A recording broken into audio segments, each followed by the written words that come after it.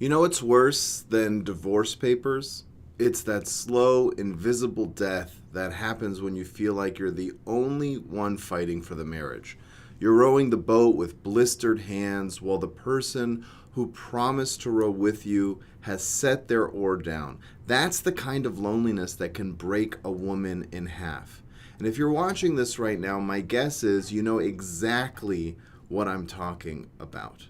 My name is John DeBach. For those of you who don't know, I'm a couples counselor. I've worked with thousands of relationships. I've been featured on national TV, and over 1 million people follow me online for the kind of no-nonsense advice that actually saves marriages. And today, I want to talk directly to you, the woman who's carrying the weight of her relationship alone and asking herself, what is it that I do now?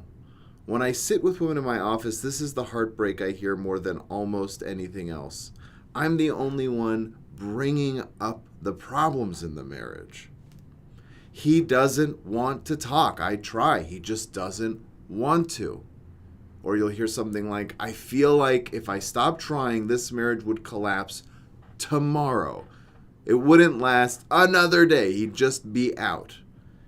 It's a grief unlike any other because you're not just mourning what's broken, you're mourning the lack of effort from the very person who once swore they'd never let you go. And here's the truth. You're not crazy, you're not dramatic, you're not weak for feeling crushed under the silence. What you're experiencing is one of the most painful dynamics in marriage, being the only one rowing.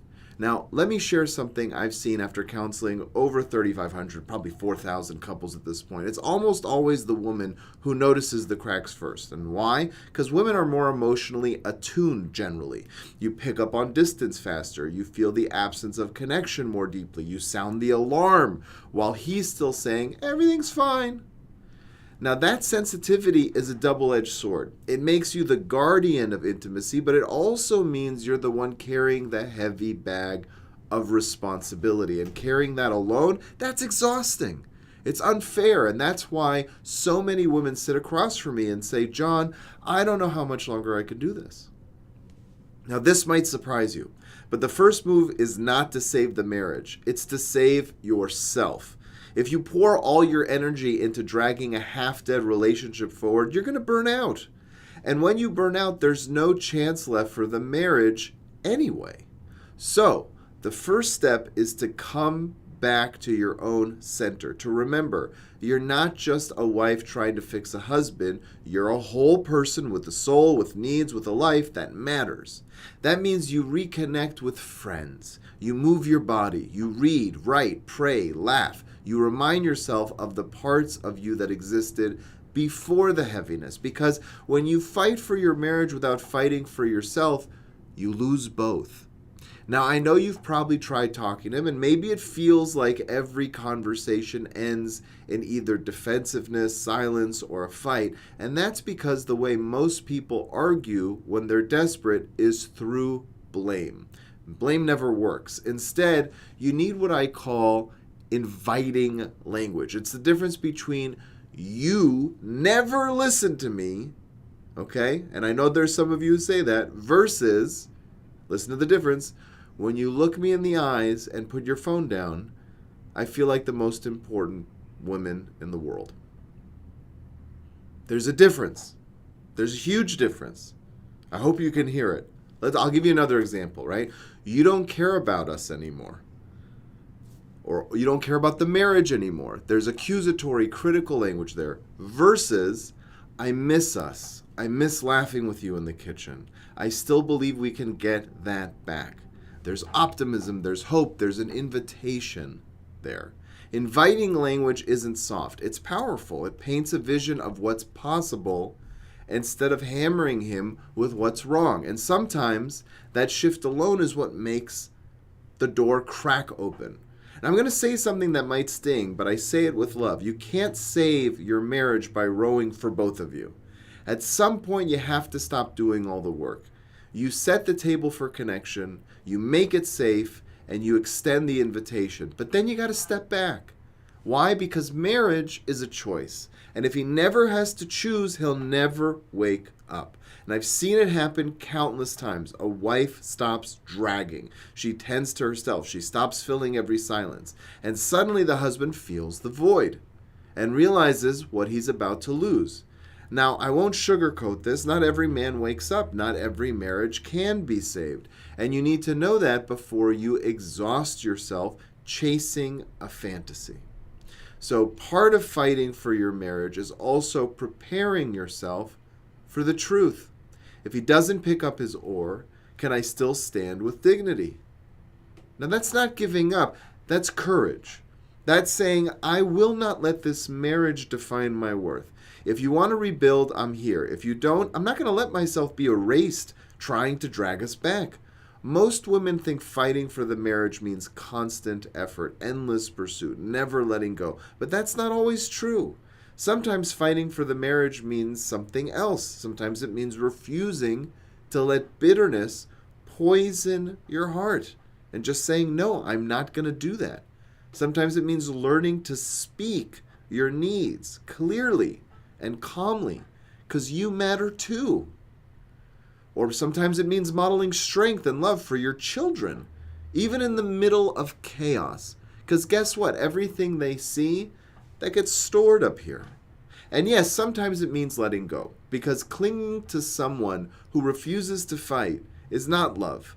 That is self-abandonment. And we can't do that anymore. We can't promote that anymore. If you're watching this right now and you feel like the last soldier on the battlefield of your marriage, hear me. You're not crazy, you're not weak, and you are not alone, okay? You are worthy of love that doesn't make you beg. You're worthy of respect that doesn't have to be demanded. And whether your husband wakes up or not, the fight you're in can still transform you. It can still make you stronger, clearer, more alive. And if he does come back to the table, may you build something. I hope you rebuild something that's beautiful. And if he doesn't, I hope you walk away knowing you didn't fail. You simply refuse to let love kill you. And that's what it really means to fight for your marriage. Excuse me one sec, I gotta get a tissue.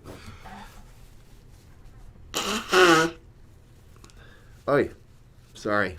Hope that's not too rude. Live, right? So with that, I'm gonna turn on the phone lines and invite everyone listening to call with their questions about relationships, if they have them. I do have people email me as well or list things in the comments, but keep in mind this is being streamed simultaneously to multiple platforms, so I often miss the comments. I'm going to go with the first question just to get us started. If I see a call come in, I'll cut it short. So let me get that up, the one that I saved. Get my mic a little closer. All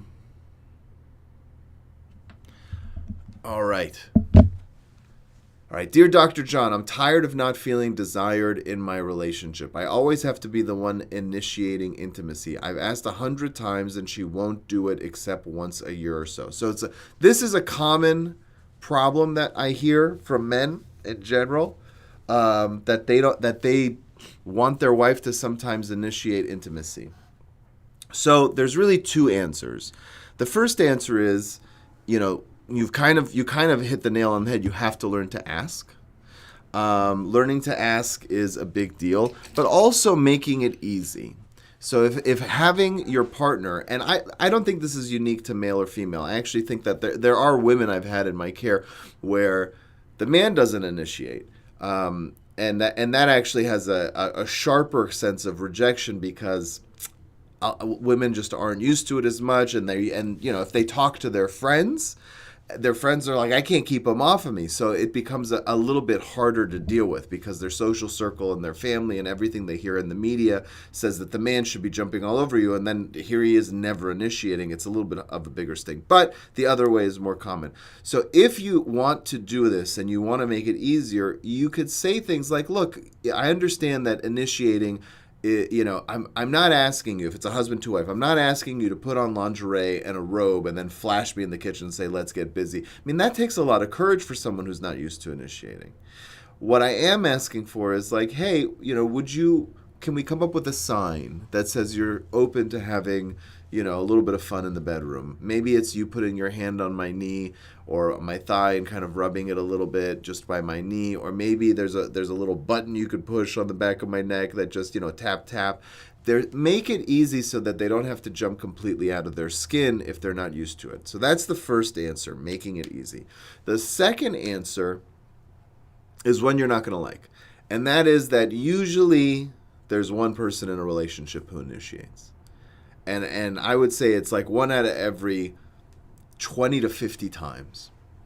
It's just the way it is. And this is not something you'll probably hear from other therapists. It's probably not something you'll hear from other people that are in the couple space, because there's this sense of equality. I just don't think it exists in most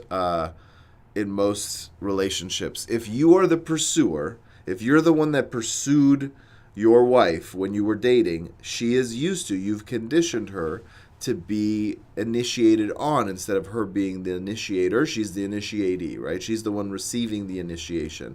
And to be honest, that's a healthy dynamic. And you have to kind of get it out of your head that if someone doesn't initiate with me, they're rejecting me. That's not true. If you ask and she says no, that's rejection. If you ask and she says okay and she's not excited, that's not rejection. That's her saying, I love you and I realize you need this, even if I don't need it as much as you do. Hopefully, once you guys are fooling around, everyone forgets how they got there and you're enjoying yourselves and you're both able to reach certain, levels of pleasure that are very exciting. That's what I tell people, whoever initiates, hopefully within 5 minutes you forgot. And so you have to get over this idea that if she doesn't initiate, I don't feel desired. That is a false narrative. That is a cognitive distortion that you are suffering from.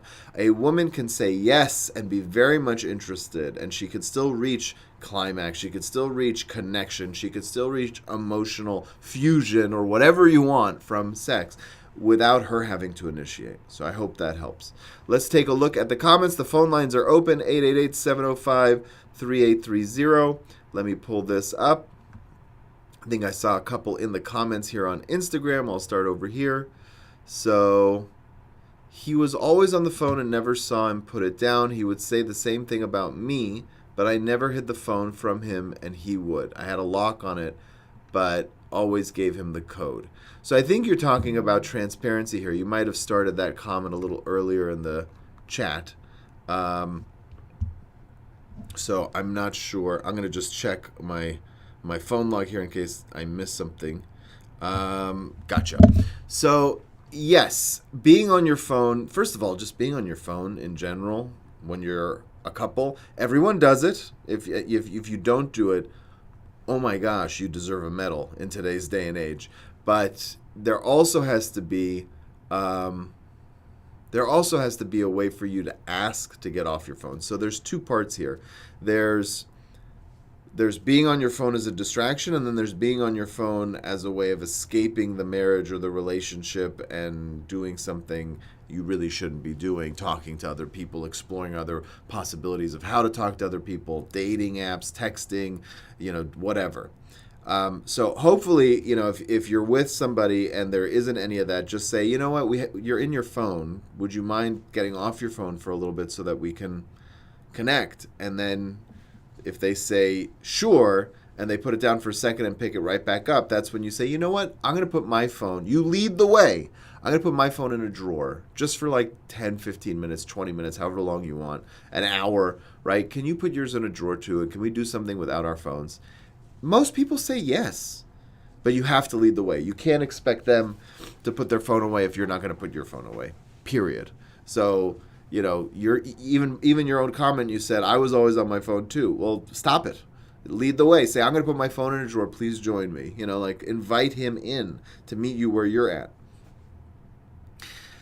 The one about, being online or being on an app or something that would essentially, some form of cheating is what you're getting at. That's a bigger issue.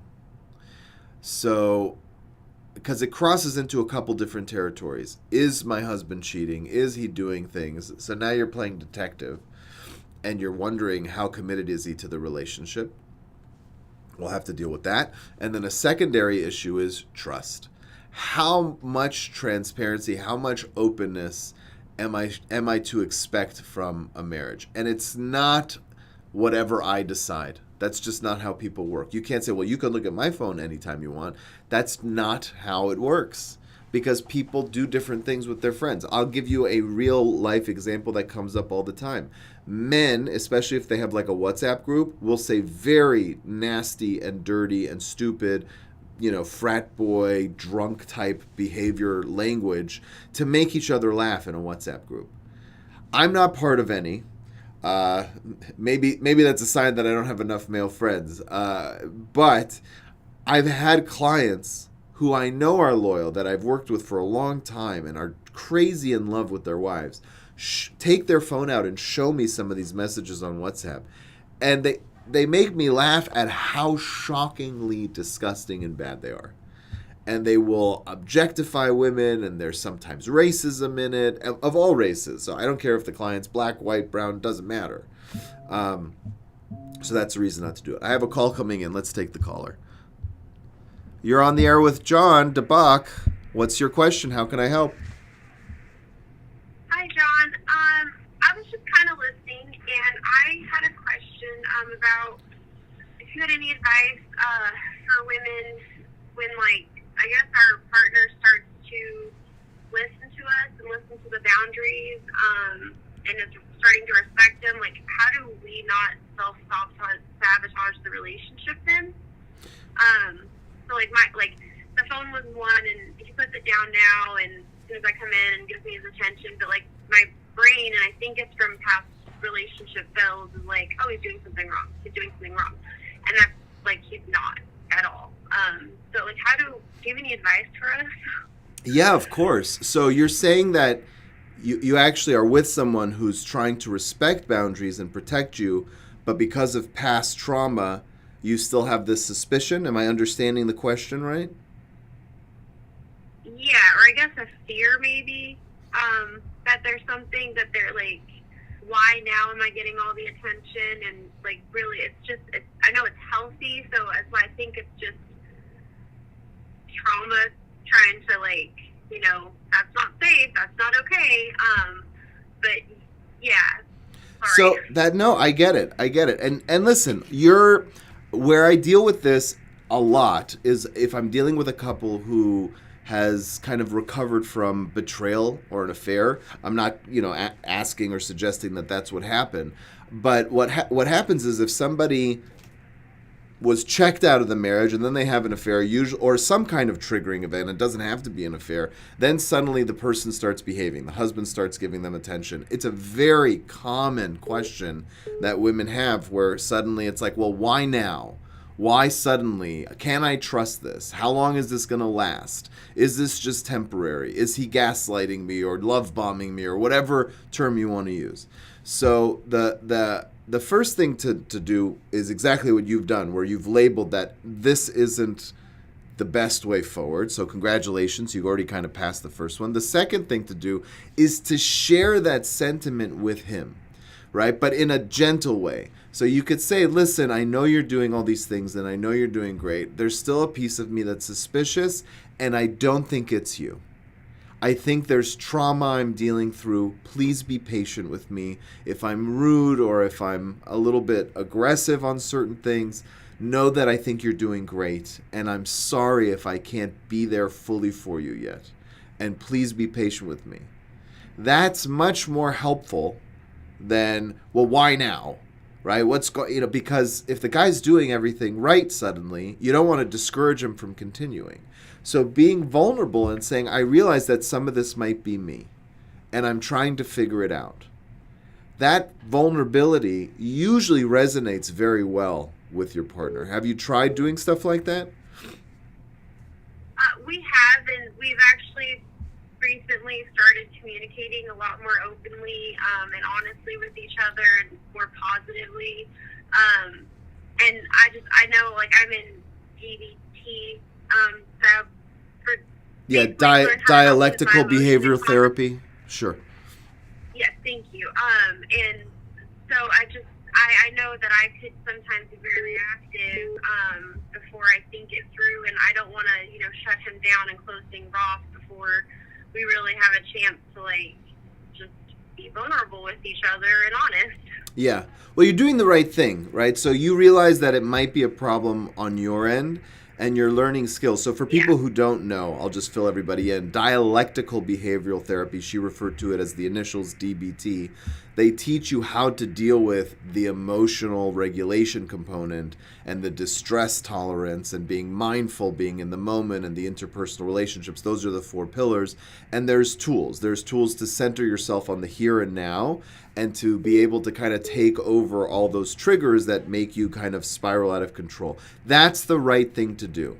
It sounds like you're on the right track. You've identified the problems and you're working through it. The hard part now is it takes time. It takes time to develop those skills. Continue to ask your partner to be gracious with you. If he doesn't know what DBT is, it's not a bad idea to kind of clue him in. Maybe you even see if your therapist is comfortable with it, if she or he would be okay with him joining for a session to see how you're trying to work through the tools. When they see that there's effort being made, it gives you more runway to create those habits in a more permanent way. But you're doing everything right, and bravo. Because a lot of people just say, how do I trust him? How do I trust him? I can't trust him. You've already kind of crossed the harder part. So good for you. No, I think it's me. So thank you. I appreciate your time. All right. Take care. I apologize. I haven't gotten the phone lines completely worked out yet. I'm still just using my cell phone on speaker. A lot of the cool software tools just don't work anymore. So if you called in and I had to put you out, just keep trying. I have another caller coming in. Let's see. Hi, you're on the air with John DeBach. How can I help?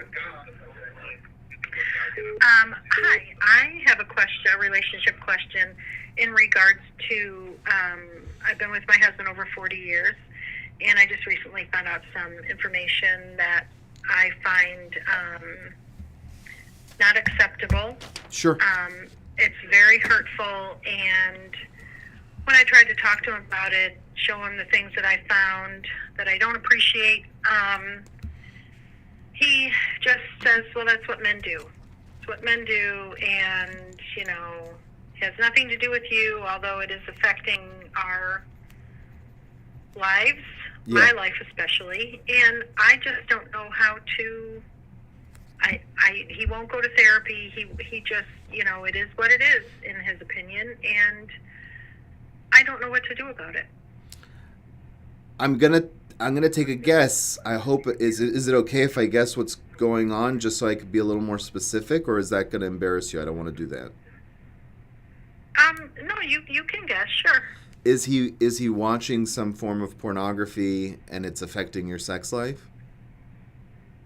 Yes. Okay, so. And he said that it's been going on forever, and I was not aware of that. Yeah. Are you so? Along with other. Go ahead. Sorry. Along with other, just looking at just women online, his algorithm is just it's just constant. Yeah. So first of all, I'm really sorry that you discovered this, and also that he's not willing to talk about it in a more open way. That's very difficult. Look, I'm of the opinion that really nothing positive comes from pornography. So I'm with you. I don't think it helps marriages. I don't think, every argument I've ever heard on why it's needed or okay in society, I kind of disagree with. That doesn't change the fact that it is still the most visited, thing online, and it is a pervasive issue in the culture, and there are even 8-year-olds that are being treated for porn addiction at this point, which is scary because it's so accessible. Here's the thing: if he's not willing to give it up, you have a couple choices. 40 years is not something you just throw out the door. So I'm assuming that you don't just want to walk out and say, well, that's that, and I'm gone. But that always remains an option. I think, for some women, when I hear women who are okay with pornography, that their partner explores it, first, there isn't kind of a religious or a philosophical, thing that they have against it in general, and there are quite a few women. But secondly, the more important thing is they feel desired and that the sex life that they have with their husband is very fulfilling. And so shifting the conversation is helpful as a first step. It's not, I'm going to be honest, it's not going to get you what you want completely, but you have to take this in steps, okay? So the first step is, if you want your sex life and your intimate life to improve, because usually that's the big problem, is that they're watching something and they're talking to other people, and here I am feeling completely undesired. In marriages where the woman's okay with it, they like, well, his appetite's too big for me anyway. We're having sex 2-3 times a week, or even once a week, and that's all I want. So if he needs to take care of himself the other nights and not bother me, as we say in Yiddish, "Gei gesund hate," go be healthy. Like I don't care.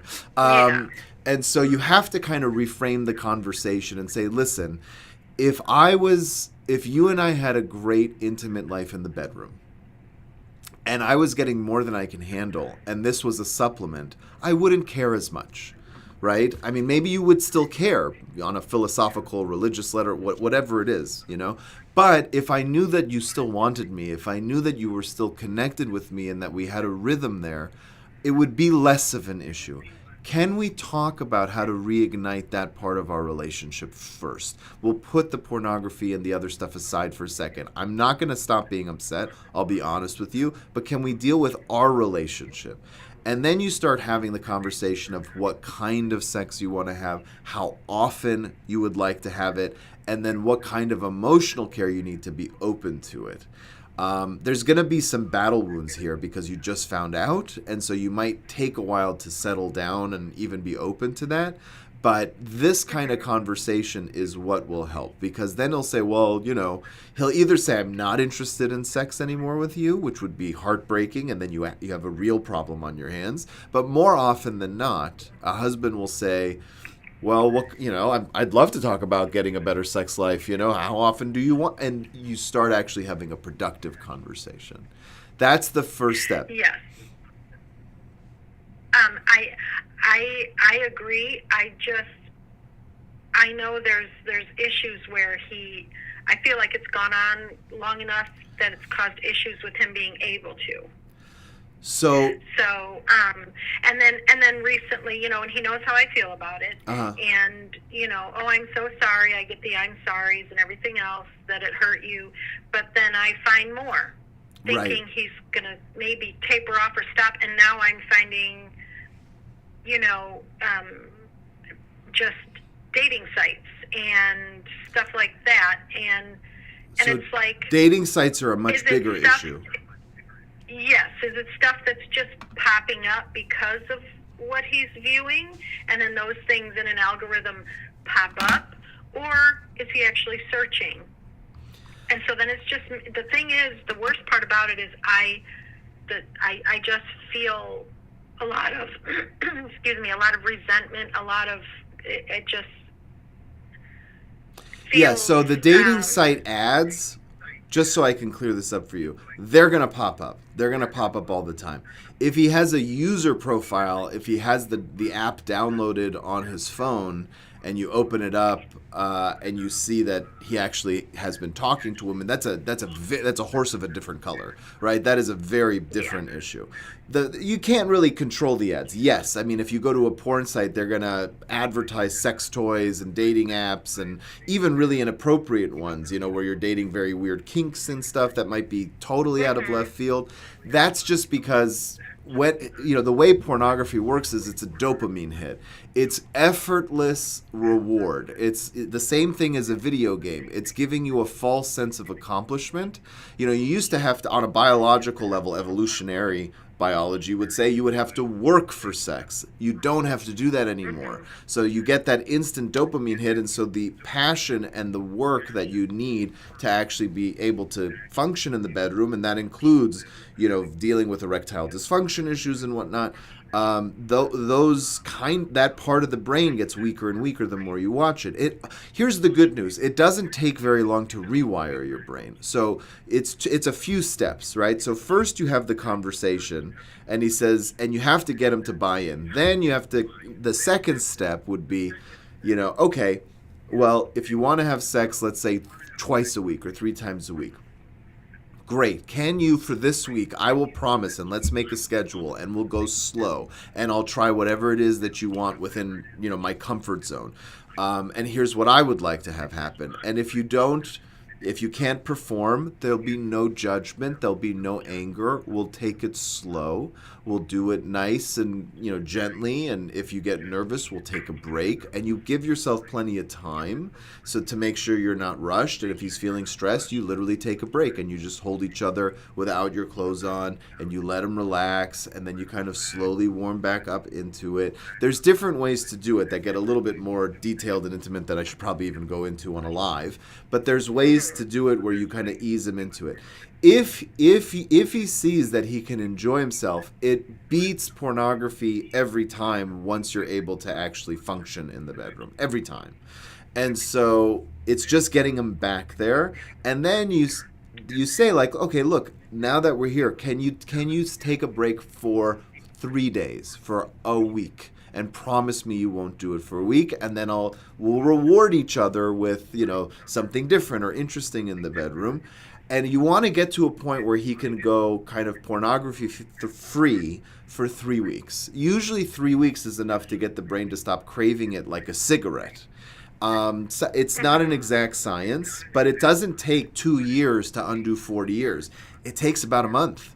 That's the good news. So you just got to get him to the level where he kind of has this pornography cessation. So it's not as dire as like being addicted to nicotine or alcohol, where it becomes, unless it is a true sex addiction, then it's a personality defect. But you can get there. You can get there. And I've seen people do it. The big part is he's using it as a substitute for real intimacy. So that's why he's saying, well, all men do it. And the truth is, he's right. Most men do it. But if you say it's important to me, can you try? And I will help. And if you need me to do this, and you need me to wear this, or if you need the lights a certain way, or you need me to be slower, or you want to do kind of dual massages or mutual masturbation, or whatever it is that's going to take to get you a little bit more in the mood, right? Within reason, obviously, then let's do it together, because I care enough about this part of our relationship that I'm not going to just close that door. All right. Well, I mean, that's definitely something I can do. I need to also rewire my brain to not feel disgusted. Yes. To not feel that I'm not good enough, that, It has nothing to do with you. I hate saying... That's a problem that I battle. I hate to say it, but because it sounds cold, so I'll try to rephrase it. But it really has nothing to do with you. So most men, when they develop an addiction to pornography, believe it or not, the number one cause is boredom. It's not a lack of desire for their partner. So we see this a lot in therapy and in counseling when a man has lost his job, for example. If a man had like a 9-to-5 or even more demanding job, and then suddenly he has 10 hours a day with nothing to do, it is very common that they will masturbate multiple times a day out of boredom. It's just a pleasure center in the brain that people figure out how to hack.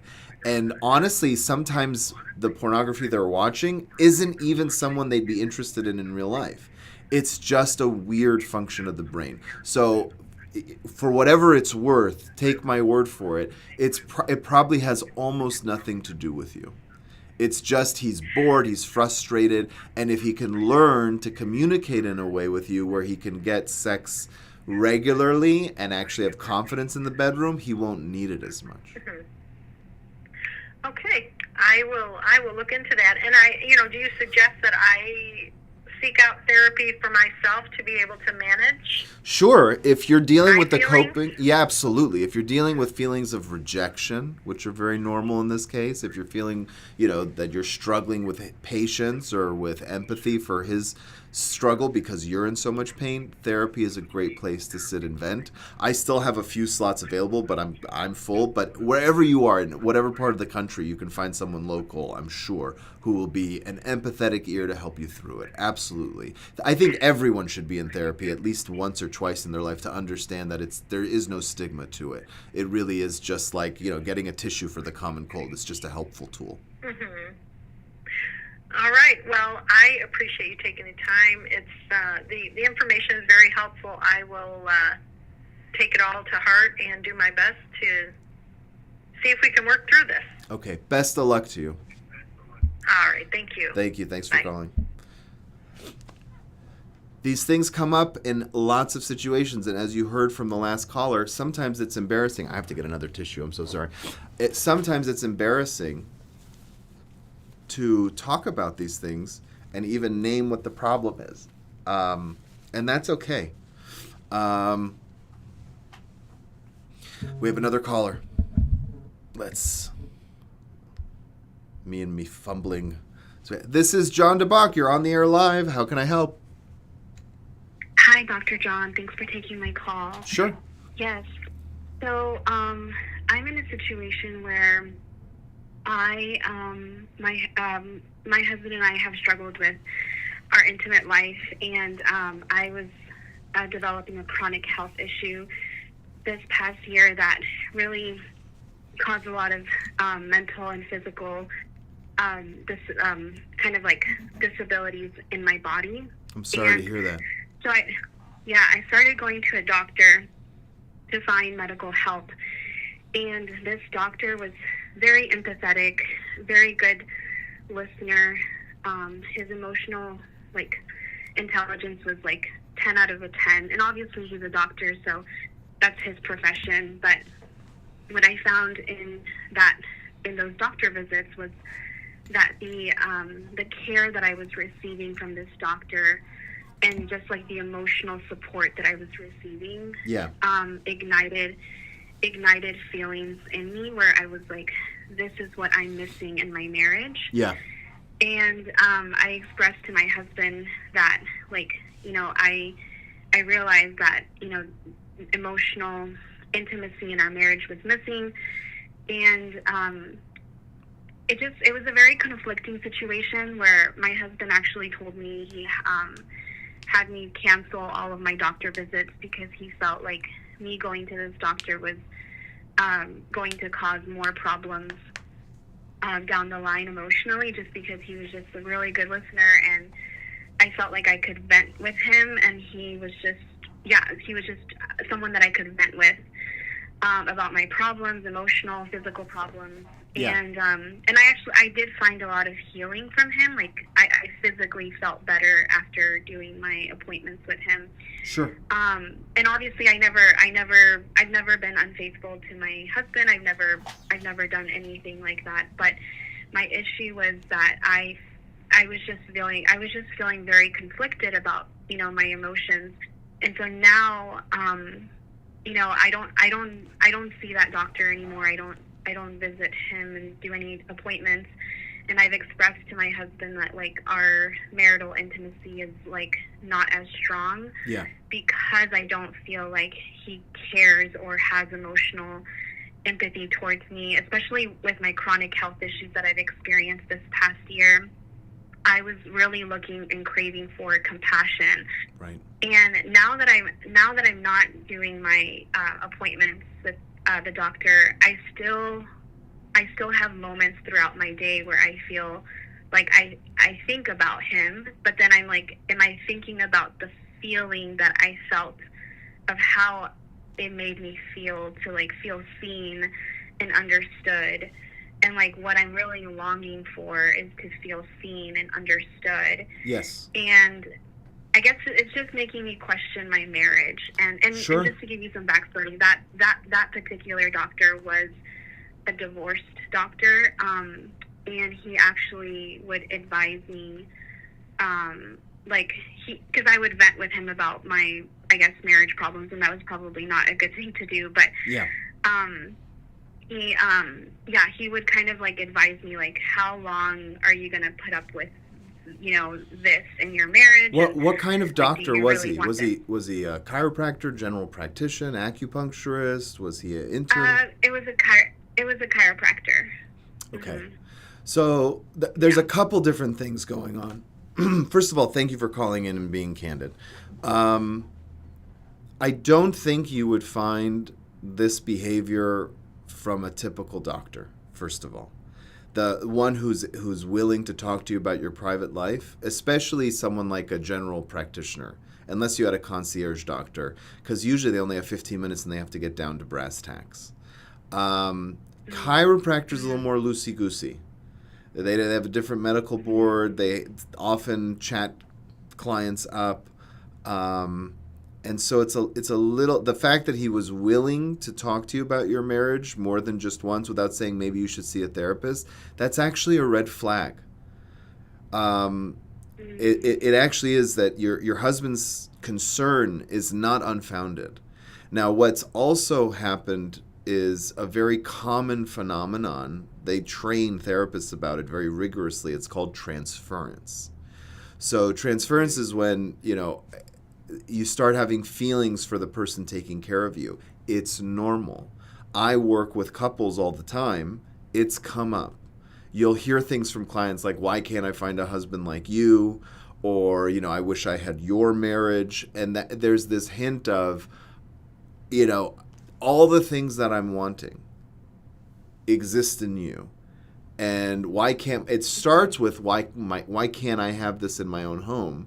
But then eventually what happens if it doesn't go without being identified and dealt with, and there's different ways to do it. There's different ways to deal with it and call it out. Eventually your husband has a really bad moment. You have a really bad fight. You see your doctor or your therapist like the next day, and you sometimes make a move or you start fantasizing about the doctor himself. It's a dangerous ground. And here's the funniest thing. We don't talk about this because it's more about you guys, but when someone's on my couch, right behind me there's the couch, right? Especially if they come in person. I've had couples who come and talk to me for, 8, 10, 20 sessions, and they'll say things like, "Oh my God, you're our best friend. We love you so much. You have to come to our birthday," or something like that. And I laugh in my head. I say thank you, and I'm polite. And I say, that's very sweet. I can't do that, right? It's an ethical boundary, and it is. But the funnier thing is, they don't know anything about me. I've spent hours listening to them and helping them. They don't know my wife's name. They don't know how long I've been in this office. They don't know anything about me. But when someone listens, you develop a connection because that is the human way of signaling that they care about you. So the truth is, the chiropractor is probably just as much of a mess as your husband because everybody's messy. But you only see him in the context of him being a professional who's there to help you. The fact that he's willing to talk about your marriage is, in my opinion, very inappropriate. And so you should, I want you to get healing, but if you start feeling like this is showing you what's missing in your marriage, it's probably appropriate to get a female practitioner or someone who's not there. Mm-hmm. Now, that doesn't change the fact that it has woken you up to something missing in your marriage, yes. Right? That is still true. And I think that's the big takeaway here. Like, I feel like I've awakened to this new reality of what I desire and want in my marriage. And I want to feel seen. I want to feel understood. I want to feel cared for. So on the bright side, it awoken in me this desire for more out of my marriage. Yeah. And that's great. You should ask for more. I believe in overreaching. Mm-hmm. I believe in goal setting. I believe in having the best version of your relationship. Chances are he just doesn't know how to do it. Not that he's unwilling. And so he needs a little bit of training. And the way that you do that is, you could buy books. You can try to drop hints. You can have him see someone like me. I have a course that I'm releasing on something like this. But on your end, being specific. So if you tell your husband, I want you to be more empathetic, unless he's naturally empathetic, like a chiropractor. By the way, everyone in the wellness field tends to be empathetic. It's part of the job. Learning good bedside manner. You have to learn to sit there and with a concerned face go, oh, okay. I mean, doctors who can look at your knee and tell you what's wrong with you without ever talking one word with you, still have to pretend that they're listening intently because that develops trust in the relationship. So what you're seeing is somewhat synthetic, but it also tells you it can be learned, right? Because really cold doctors, unless they become surgeons, which some do, right, or anesthesiologists, right, which some do, and they don't deal with that bedside manner all that much, still have to learn how to at least fake or synthetically create that sense of trust, which means it's trainable. And so you have to break down how to do it. And I'll give you the first step that you can do with your husband. You can say, listen, I want you to be empathetic. I want to feel more listened and heard to. What does that mean for you on a practical level? I would like to take 20 minutes or even just 10 minutes a day where you put your phone away. There's no screens, there's no kids, there's no distractions. You ask me about my day, and then you ask follow-up questions, and you don't offer any solutions, just for 10 or 20 minutes, right? So what happened at work? Oh, I got in a fight with my coworker. Oh my God, what's her name? And how did you feel about that? It's really just about asking questions without offering solutions and showing interest. That's 90% of empathy. But he doesn't know that. If he knew that, he'd be doing it, right? So you have to tell him, this is what it looks like. And can we do it 3 times a week? Or can we do it every day before bed? And you know what the funny thing is? He's going to enjoy it. It might be boring for him and hard for him in the beginning because it's frustrating. He doesn't know what to do. But the truth is, connecting with people feeds a part of your brain that is connected to the reward center. We are wired for human interaction. We're just stuck in our phones and being selfish. So if you can jumpstart it, I do it with kids all the time. I do it with my own children, where they're stuck on the phone, they're stuck on their iPads, and I say, talk to me, what's going on? Explain what you like in the video game. And then I ask questions, and they suddenly feel seen and heard, and they don't want to play the video games as much. So you have to train them a little bit. That's the truth. Got it. Okay. And then I think one other thing that is awoken in me is Sure. Acknowledging, because we not only did we talk about my marriage, but we also talked about child, just wounds or things that I've dealt with in my past, and I've discovered that I have a father wound. And I also incline more towards anxious attachment, whereas my husband is an avoidant. Sure. And obviously we're maybe not extreme avoidant anxious, but there is some level of anxious avoidant dynamic in my marriage. And I guess the polarity, the energy between us is not balanced, because I have been living in my wounded masculine energy, and he's been living in his wounded feminine energy, and I'm just trying to find balance again. And I'm not sure with I guess the reason why I think I felt safe being vulnerable with that doctor was because I felt my feminine energy was able to be balanced with his very alpha masculine energy, and I there was a lot of polarity balance there. Sure. Whereas in my marriage, I don't feel like we have that polarity balance. And yeah, so and by the way, that's the normal. That's the normal dynamic. What you're dealing with is normal, right? 70-80% of men are avoidant. 70-80% of women are anxious. It does get flipped from time to time, but what you're dealing with is totally normal.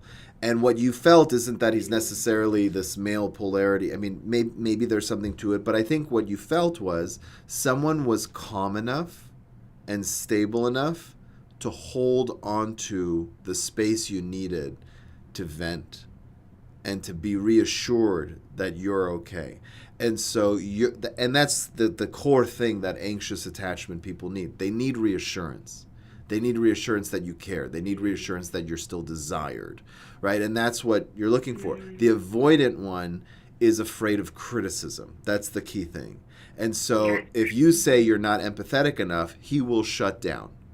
But if you show him how to do it, and then the second part of that is when he does it even remotely well, right? If he gets a C+ on being empathetic, you have to throw him a parade and say, this was so helpful. Oh my God, this is exactly what I want. Please do. You have to build the confidence, because the bumper sticker slogan of people who are avoidant is, it's never enough. I'm never good enough. No matter what, you're not happy, right? It's a reflection of, I can't do this. And so there's a defeatist attitude. Meanwhile, if you counteract that with, this is so helpful, you're so amazing, I know it's only going to get better, thank you so much, it feeds their ability to get past that self-criticism that's keeping them in that cave. My wife tends to be a little bit more avoidant, right? She's very much secure, but she's not so forthcoming with compliments. And the other day I helped her fix something in her car and like the keyless entry or whatever it was. And she said, "You're so smart. Look at you. I love you." Never comes out of her mouth. And I literally smiled and I said, "That made me feel like $1,000,000. Oh my God, you complimented." And we've been married 15 years. And I overdid how grateful I was. And she laughed and smiled and got just a little bit more confident. And I know the next time I'm going to get a compliment, it's going to be easier for her. All right? Okay, yeah. Thank you so much, Dr. John. My pleasure. I appreciate the advice. Yeah, of course. Yes. Thanks for calling. Bye.